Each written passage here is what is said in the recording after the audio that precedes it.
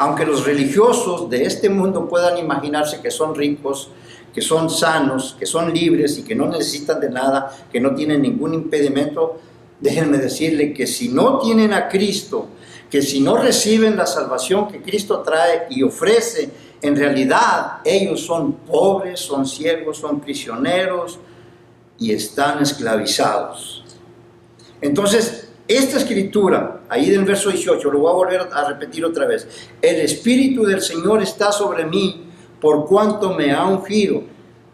Y esto es lo primero que va a hacer el Mesías: dar buenas nuevas a los pobres.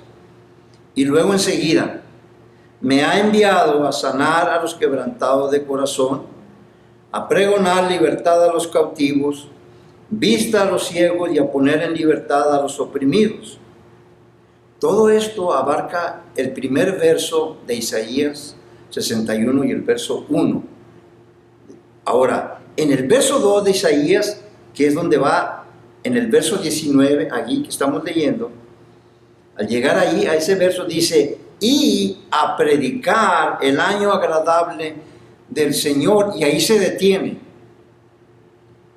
Omite unas palabras que dice en el verso 2 de Isaías, donde dice: y el día de venganza del Dios nuestro.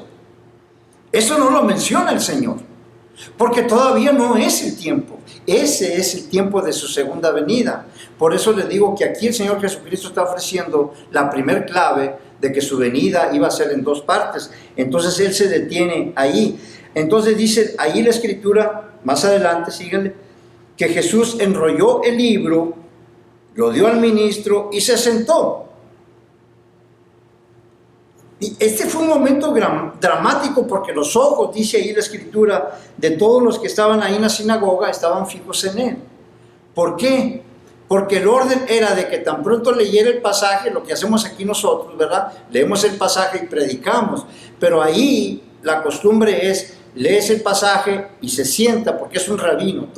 Acuérdense que el Señor Jesucristo en todo su ministerio terrenal siempre se sentaba en la barca, en la orilla del mar, en el monte de los olivos, está sentado, en donde quiera llegaba y se sentaba y les enseñaba. Esa era la costumbre de los rabinos. Bueno, aquí hizo el Señor Jesucristo eso. Acabó de leer el texto y se sentó, y todos estaban esperando a ver qué mensaje iba a dar acerca de esa escritura, porque cualquier otro maestro, cualquier otro rabino que hubiera leído esa escritura de Isaías, pues iba a tener que explicar esa profecía futura y todo lo que él tuviera para dar a conocer de ese mensaje. Pero miren lo que contestó el Señor Jesucristo, hermanos. Miren, lo que expresó el Señor Jesucristo a continuación es algo sin precedente. Es algo, miren, les cayó como un baño de agua fría, y yo creo que a ellos. Les dijo: hoy se ha cumplido esta escritura delante de ustedes. O sea, les estaba diciendo: aquí está el cumplimiento de esta escritura delante de sus ojos. Esta es la era mesiánica, es la salvación que ha llegado. El Mesías que estaba presente ese día en la sinagoga, en la persona del Señor Jesucristo, era el Mesías, un hombre de su misma aldea de Nazaret. Ahora, si ustedes siguen leyendo ahí, la reacción de ellos al principio fue positiva al mensaje de Jesús, porque dice que todos daban buen testimonio de Él y estaban maravillados de las palabras de gracia que salían de Él. Pero, de modo sorprendente, esa reacción se invirtió de positivo a negativo. ¿Cómo fue eso? ¿Qué fue lo que sucedió?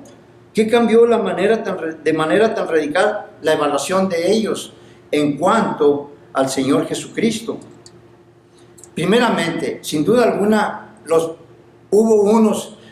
la razón por la cual ellos estaban incómodos o enojados es porque se estaban preguntando por qué Jesús dejó de leer a mitad del verso.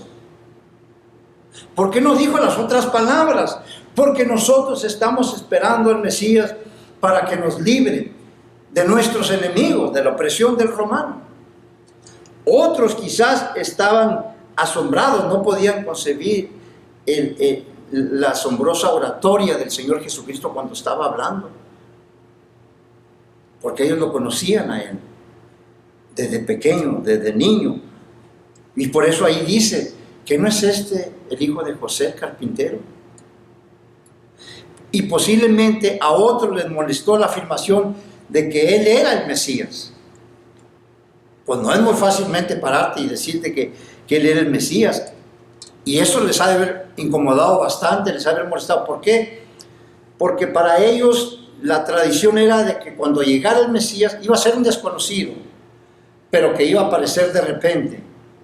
Y apareciéndose de repente, entonces iba a vengarse de los enemigos de Israel. Esa era la tradición o lo que ellos conocían. Entonces lo primero que se preguntan ellos, ¿cómo entonces puede este hombre, a quien habían ellos conocido desde niño, ser el Mesías?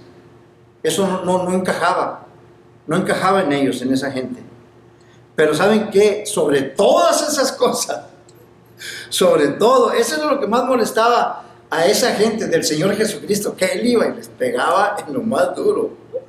Sobre todo eso, lo que más les incomodó fue la afirmación que Jesús hizo en ese mensaje, de esas 4 metáforas que Él dio.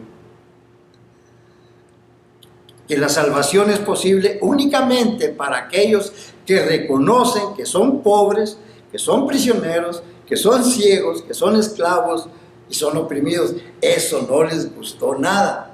¿Por qué? ¿Te imaginas decirle eso a las personas más religiosas del planeta? No son los judíos. A gente que tenían memorizado todo el Antiguo Testamento. Decirles esas cosas, que ellos decían que ellos guardaban la ley, guardaban el día de reposo, pagaban sus diezmos. Entonces, ¿te imaginas tú decirle todo eso a estas gentes? Pues como que no les iba a gustar mucho, porque lo primero que ellos dicen, ¿cómo dice ser este el Mesías si ni siquiera puede distinguir entre los justos y los malvados? Porque ellos se creían justos. Ellos nunca iban a aceptar que fueran como los demás, y más con los gentiles. Era una abominación para ellos, el gentil. Entonces decían ellos, no puede ser este Mesías, porque no puede distinguir entre nosotros que somos justos y los que son malvados, los que no guardan la ley, los que no guardan el día de reposo y todo eso.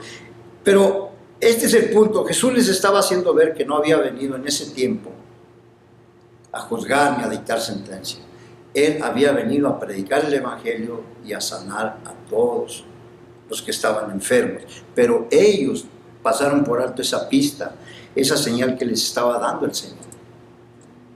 Entonces es muy importante entender este comienzo del ministerio del Señor Jesús como el Mesías profetizado en las Escrituras, para cuando nos toque ir en uno de estos estudios que vamos a tener a Mateo 24 y poder entender las preguntas que los discípulos le hicieron a Jesús.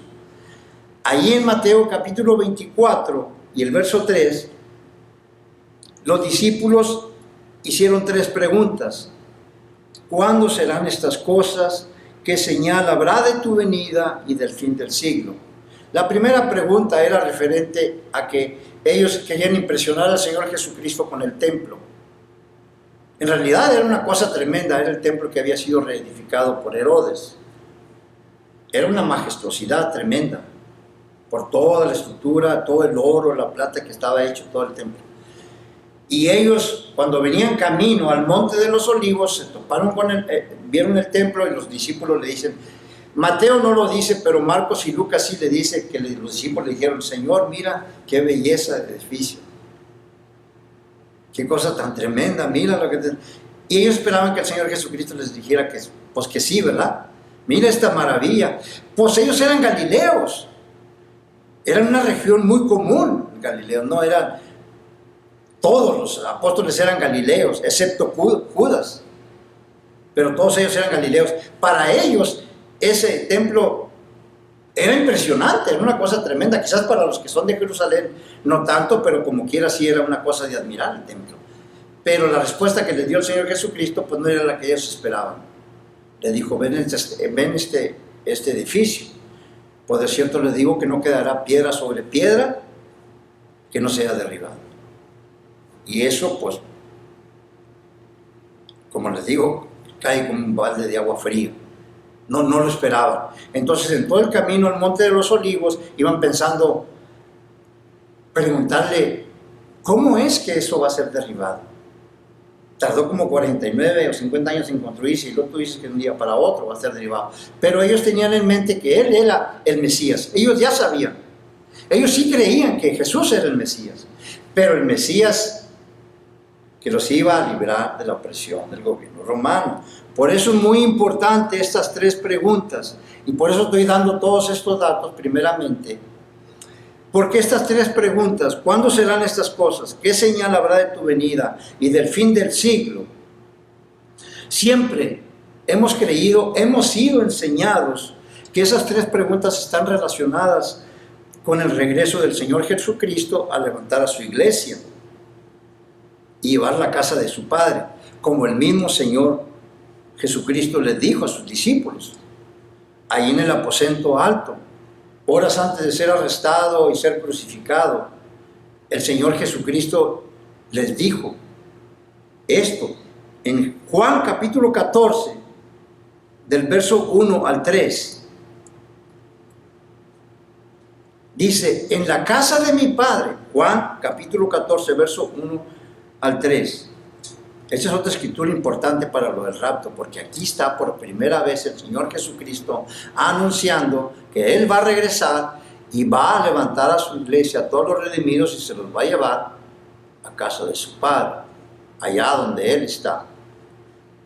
En la casa de mi Padre muchas moradas hay. Si así no fuere, yo ya lo hubiera dicho. Voy pues a preparar lugar para vosotros. Y si me fuere y os preparare el lugar, vendré otra vez y os tomaré a mí mismo, para que donde yo estoy, o donde yo esté, o estoy, así que dicen estoy, dice, ustedes también estén. Miren esas últimas palabras. Estas últimas palabras. Y si me fuere y os preparare el lugar, oigan lo que dice, vendré otra vez. Ahí está la promesa. El mismo Señor Jesucristo es el que está dando la promesa de que Él va a regresar nuevamente. Vendré otra vez, ahora la segunda, y os tomaré a mí mismo. Ahí está el arrebatamiento. Ahí está donde la iglesia va a ser levantada. Y luego dice la otra parte, para que donde yo estoy, ustedes también estén. Esa es nuestra esperanza, de que vamos a estar con Él. Ahí lo está diciendo clarito. Primeramente, ¿cuál es la casa? ¿Dónde dice Jesús que está? En la casa del Padre. ¿Cuál es la casa del Padre? Pues la casa del Padre es el cielo. Esa es una descripción que se le da al cielo también. En la Biblia, el cielo se describe de muchas maneras.